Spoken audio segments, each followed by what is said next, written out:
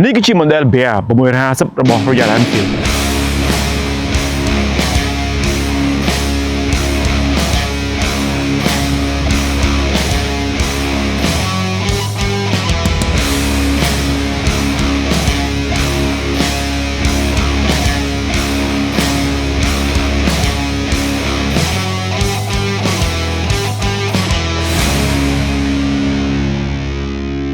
ប្រសិនបើយើងកលេចមកផ្លែត Bear មួយនេះគឺវាស្តៀងជាមួយនឹង Interceptor មែនតើដោយសារតែ model Bear គឺជា model មួយដែលយើងអាចនិយាយបានថាគឺជា model Scrambler ដែលវាមានលក្ខណៈខុសគ្នាតិចតួចទៅនឹង Interceptor 650ប៉ុន្តែជាក់ស្ដែង Bear មួយនេះផងដែរមិនមែនជា model Interceptor នោះទេតោះយើងមកដឹងពី spec ត្រួសរបស់ Bear 650នេះ model Bear មួយនេះផងដែរគឺជា model ឆ្នាំ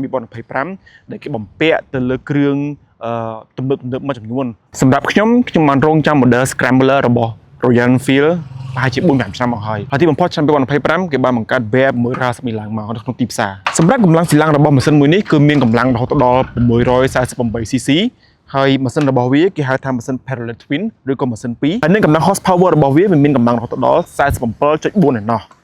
លឿនដែរប៉ុន្តែគាត់តែម៉ូតូមួយនេះគឺគេ design មកគឺសម្រាប់ទាំងផ្លូវដីនិងផ្លូវក្រុងផងដែរផ្លូវដីដែលខ្ញុំបាន mention កន្លែងនេះក៏មិនមែនដូចជាផ្លូវដីដែលគេជិះខ្លាំងនោះដែរប៉ុន្តែរបៀបថាដីល្មមអីគឺមួយនេះសុបាយតែម្ដងហើយសម្រាប់ប្រអប់ដីរបស់វាវិញគឺវាមាន6វគ្គសម្រាប់កុងទ័ររបស់វាវិញគឺជាកុងទ័រស៊េរីថ្មី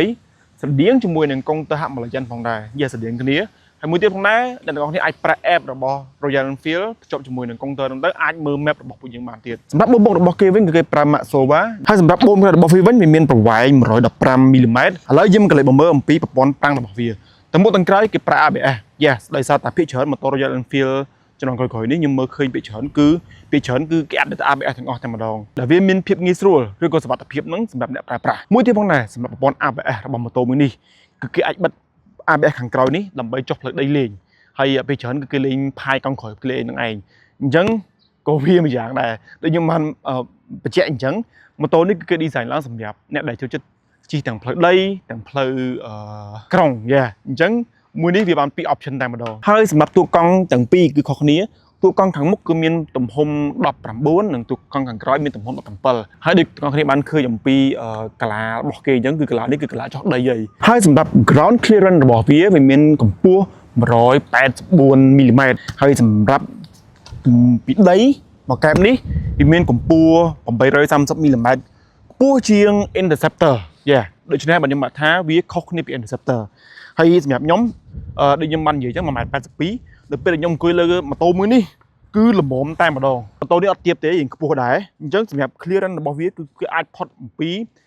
ឧបសគ្គផ្សេងៗតែម្ដងហើយសម្រាប់ចំណុះធុងសាំងរបស់ម៉ូតូមួយនេះវិញវាមានចំណុះ 13.7 លីត្រដែល100គីឡូម៉ូតូនេះស៊ី4លីត្រជាង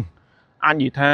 មើលបើនិយាយ spec ចំរបស់វាហ្មងគឺ4លីត្រចុះ6ប៉ុន្តែសម្រាប់ខ្ញុំជិតប្រកួត4លីត្រកន្លះឬក៏5លីត្រតែម្ដងអញ្ចឹងឧទាហរណ៍ថាបើសិនបើយើងប្រើប្រាស់តាមស្ថានភាពផ្លូវផ្សេងៗឬក៏យើងប្រើប្រាស់យ៉ាងណាវានឹងស៊ីតាន់ដូចគ្នាផងដែរហើយសម្រាប់ទម្ងន់ម៉ូតូមួយនេះវិញគឺវាមានទម្ងន់214គីឡូអត់ស្រាលតែរៀងធ្ងន់ដែរហើយឧទាហរណ៍ថាបើសិនបើយើងសម័យមើលយើងយកម៉ូតូមួយនេះយកទៅ off road ឬក៏ផ្លូវពិបាកខ្លាំងពេកវានឹងធ្វើឲ្យយើងអស់កម្លាំងមែនទែនក្នុងការជិះមួយនឹងដោយសារតែឧទាហរណ៍បើយើងយកទៅជិះទៅ off road វាច្បាស់តែប្រឈមនឹងការដួលឬក៏ការរលំផ្សេងលើកទៅ 3-4 ដងឃើញកម្លាំងហើយដូច្នេះខ្ញុំ recommend ថាអាចផ្លូវល្មមអីគឺមកសុបាយតែម្ដងតែបើផ្លូវខ្លាំងពេកកុំ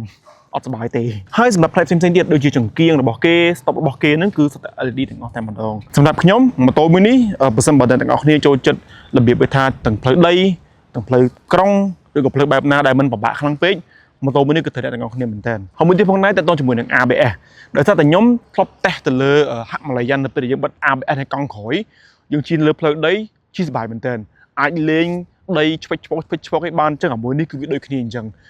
មួយនេះក៏សប្បាយផងដែរហើយនៅពេលដែលយើងឡើងមកក្រុងវិញឬក៏យើងប្រឡូតសល់មិនកាច់សល់ឡើងមកលើវិញ